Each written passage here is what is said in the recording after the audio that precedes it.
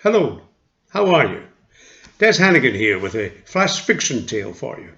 I'm wearing a sort of summerish hat because this story starts in sunny Cornwall, but it ends in somewhere even sunnier.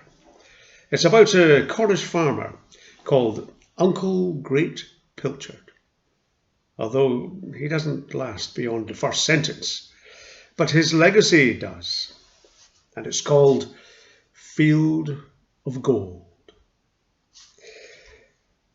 Uncle Great Pilchard died and went down to heaven a week after Mrs. Great Pilchard died and went up to hell. Now, Mrs. Great was a hard case and a miserable one too, a Bible thumper. She saw good in no one. She never smiled. She grumbled all the time, and folks said she married Uncle Great Pilchard for his fine farm, for his money, and for his name. Mrs. Great's family came from St. Ives. Her father was a notorious grumbler called Solomon Hake, and Mrs. Great Pilchard made Uncle Great's life a misery of grumble and complaint.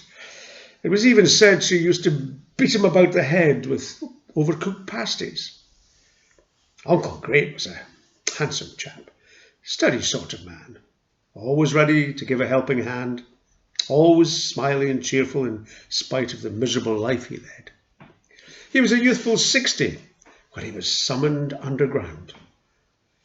Heart attack while in pursuit of frolicking. Or so they said. His frisky milkmaid, Polly Zela, was but a lass of 38. Uncle Great had frolicked Polly up from down along 20 years before to his grand farmhouse on the hill. A lusty maid was Polly, built like a Greek goddess still.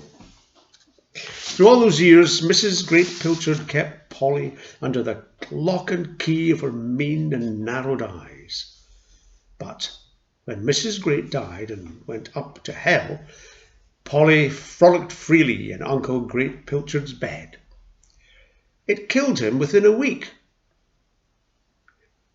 But he went down to heaven with a big smile on his face.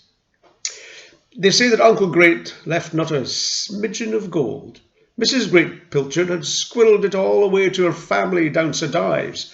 The Great Pilchard farm, its beasts, its gear, its goods and chattels, they went to a cousin of Mrs. Great Pilchard's, who went to the same closed chapel as Mrs. Great. Poor Polly saw nought of out. But Uncle Great's last words to her at the frolicking height of his expiration were very odd indeed. "See to the moles, sweet Polly," he gasped. "Trap 'em in the home field only and sell the skins for gold." Now, Polly was a fine mole catcher like her father before her. Songs had been written about her. And when some mighty molehills sprang up in the home field a few days after Uncle Great Pilchard went down to heaven, Polly stitched the underground tight with mole traps. But when she pulled the first sprung snapper, there was nary a mole, but a moleskin pouch instead, filled with gold coins. And another, and another.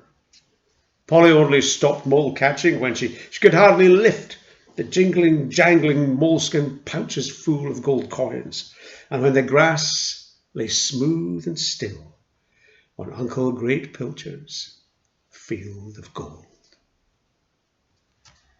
And then she went to Ibiza. Field of gold.